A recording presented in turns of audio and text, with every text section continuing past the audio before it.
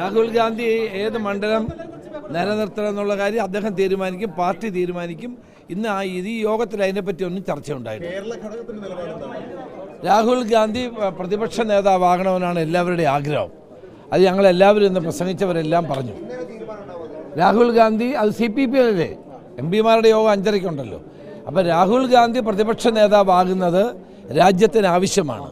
നരേന്ദ്രമോദിയെ തുറന്നു കാട്ടാനും നമ്മൾ തെരഞ്ഞെടുപ്പിൽ ഉയർത്തിക്കാട്ടിയ പ്രധാനപ്പെട്ട വിഷയങ്ങൾ പാർലമെൻറ്റിൽ ഉന്നയിക്കാനും ഇന്ത്യയിലെ പ്രതിപക്ഷത്തിന് നേതൃത്വം കൊടുക്കാനും രാഹുൽ ഗാന്ധി വേണം എന്ന് ദിഗ്വിജയ് സിംഗ് ഒരു പ്രമേയം കൊണ്ടുവന്ന് ഞങ്ങളൊക്കെ പ്രസംഗിച്ചപ്പോൾ അതിനെ പിന്തുണച്ചു. സാർ, അതിനകത്ത് മനസ്സിലാക്കാൻ കഴിയുന്ന ഈ സീറ്റുകൾ, കോൺസ്റ്റിറ്റ്യുവൻസികൾ സംബന്ധിച്ചുള്ള ചർച്ചയിൽ UP PCC അടക്കം രാഹുൽ റായ്ബറേലിയിൽ നിൽക്കണമെന്നും അതേസമയം തന്നെ രാഹുൽ വയനാട്ടിൽ വേണമെന്നുള്ള കേരള PCC അങ്ങനെ ഒരു രണ്ട് രീതിയിലുള്ള ഇല്ല അങ്ങനെയൊന്നും ഉണ്ടായില്ല. ഒരു തർക്കമൊന്നുമില്ല. അത് വളരെ സ്മൂത്തായിട്ട് ആ പ്രശ്നം തീരും. രാഹുൽജിക്ക് തീരുമാനിക്കാം വേറെ ഹി വാണ്ട്. അദ്ദേഹം അത് പറഞ്ഞാൽ അതിലേക്കും തീരുമാനം. KPCCക്ക് അതിനകത്ത് അഭിപ്രായത്തിന് പ്രസക്തിയില്ല.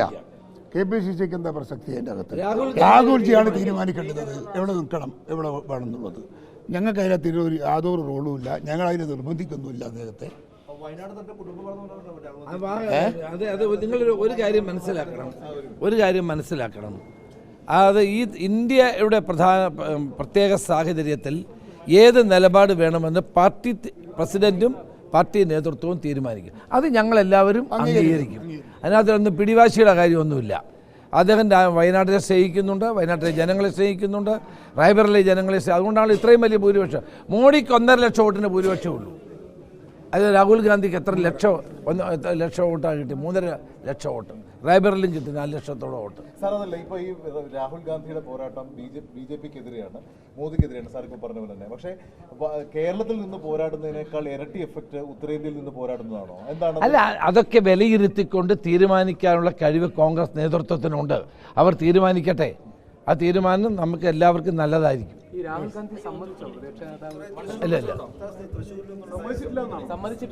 അതൊക്കെ KPCC പ്രസിഡന്റ് ആലോചിച്ച് നിങ്ങളോട് പറയും. ഇപ്പോഴല്ല, പിന്നീട് പറയും. അത് ഇവിടെ അല്ലല്ലോ പറയേണ്ടത്. അതിന് CPP മീറ്റിംഗ്, MP മാരുടെ മീറ്റിംഗ് കൂടുന്നില്ലേ, അവിടെ അല്ലയോ പറയുന്നത്. പൊതുവെ ഒറ്റക്കെട്ടായി എല്ലാവരും അത് പ്രതിപക്ഷ നേതാവായി രാഹുൽ ഗാന്ധി വരണമെന്ന് തന്നെയാണ് അഭിപ്രായം. കേരളത്തിൽ ഞങ്ങൾ 2 പേര് പ്രസംഗിച്ചു, ഞാനും കൊടുക്കുന്നില്ല. ഞങ്ങൾ വിളിച്ചപ്പോൾ ഞങ്ങൾ ഈ കാര്യം വ്യക്തമായി തന്നെ സൂചിപ്പിക്കുകയുണ്ടായി. എല്ലാവരുടെയും അഭിപ്രായം അതാണ്. കേരളത്തിലെ മുഴുവൻ പാർട്ടി പ്രവർത്തകർ. തൃശ്ശൂരെ കാര്യത്തിൽ KPCC പ്രസിഡന്റ് ഇപ്പം നിങ്ങളോട് സംസാരിക്കത്തില്ല. വൈകിട്ട് അദ്ദേഹം തീരുമാനം എടുത്തിട്ട് അറിയിക്കും.